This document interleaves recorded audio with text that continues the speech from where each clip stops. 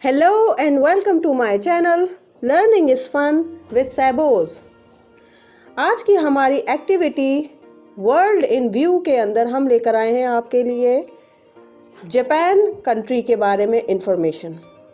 तो हम आज आपको जापान के बारे में कुछ इंफॉर्मेशन देंगे। सो स्टार्ट करते हैं।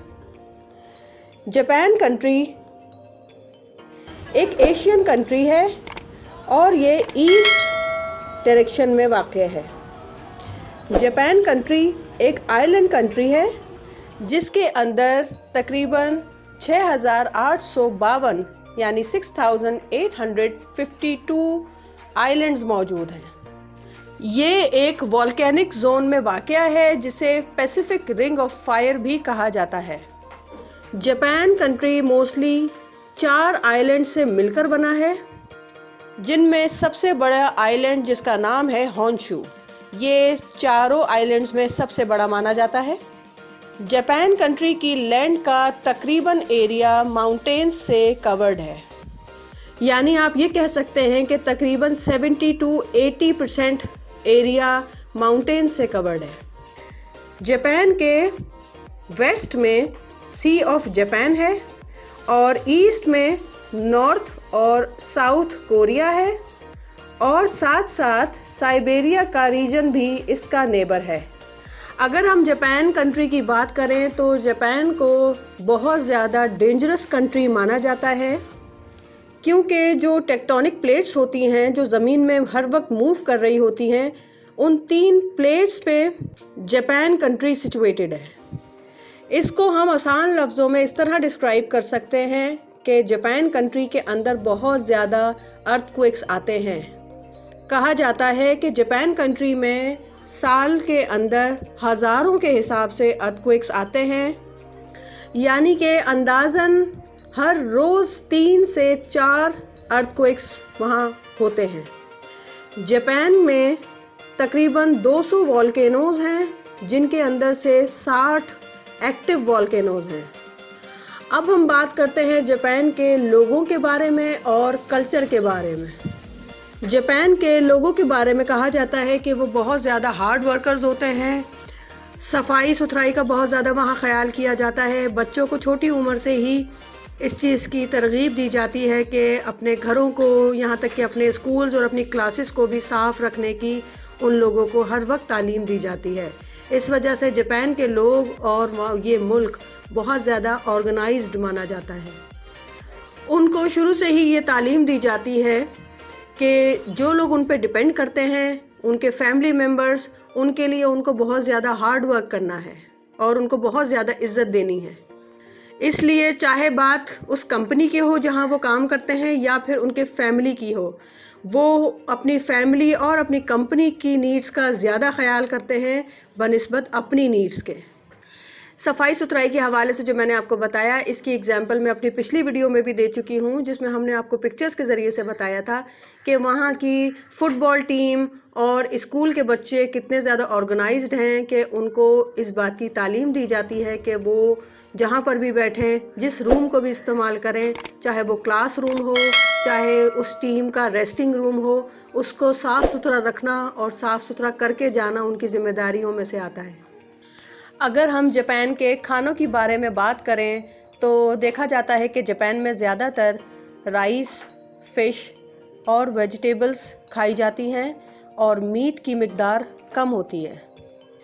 वहाँ पे फ़ैट और डेयरी प्रोडक्ट्स बहुत कम इस्तेमाल किए जाते हैं, जो कि एक हेल्दी डाइट होने की निशानी है।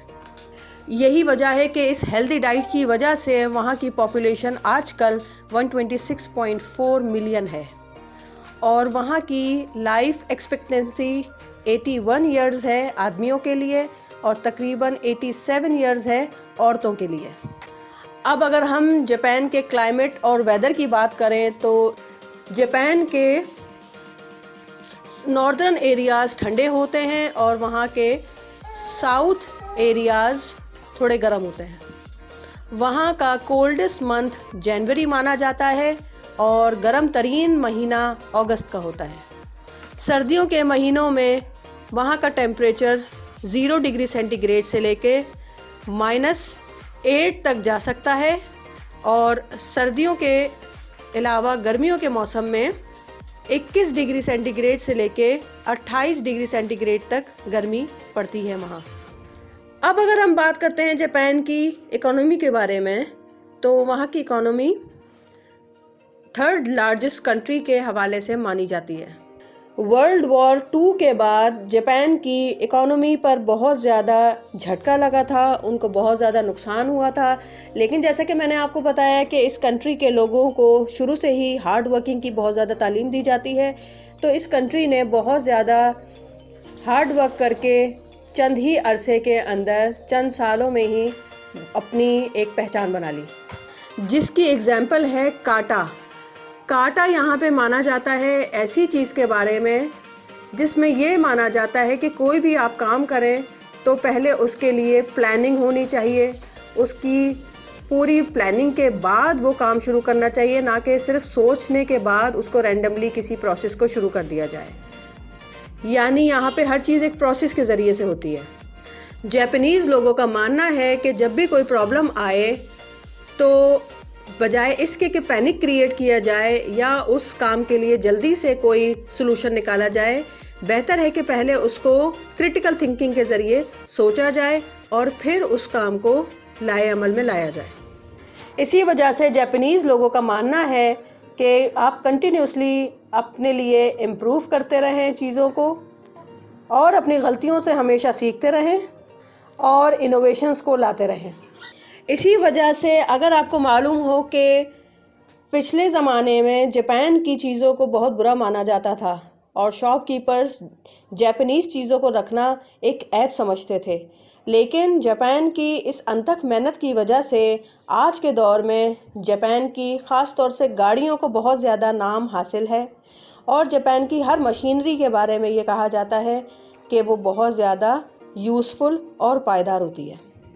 जापान की इकोनॉमी ज़्यादातर एक्सपोर्ट पे चलती है, जिसकी वर्थ $640 बिलियन है, जिसमें तकरीबन 100 बिलियन सिर्फ और सिर्फ व्हीकल्स यानी कार वगैरह और स्पेयर पार्ट्स में ही सर्फ होता है। जापान के अंदर करेंसी जो यूज़ की जाती है उसका नाम येन है, जो कि डॉलर के बाद और यूरो के बाद सबसे ज़्यादा पावरफुल करेंसी मानी जाती है। करंटली जापान की जो ग्रोथ है वो स्लो डाउन हो रही है, क्योंकि इसकी वजह यह है कि वहाँ के जो काम करने वाले लोग हैं उनकी एज तकरीबन 65 या उससे ऊपर होती जा रही है। यानी तकरीबन 30% लोग 65 अबव हैं और यंगस्टर्स की तादाद कम होती जा रही है। तो व्यूवर्स, ये थी हमारी आज की एक्टिविटी वर्ल्ड इन व्यू में। हमने आपको जापान की कुछ इन्फॉर्मेशन दी है। आई होप सो कि आपको ये इन्फॉर्मेशन यूज़फुल लगी होगी। वीडियो पसंद आए तो प्लीज़ बिग थम्स अप ज़रूर दीजिएगा। आपके टाइम का बहुत शुक्रिया। मिलते हैं इंशाल्लाह ताला नेक्स्ट वीडियो में। जब तक के लिए अल्लाह हाफिज़।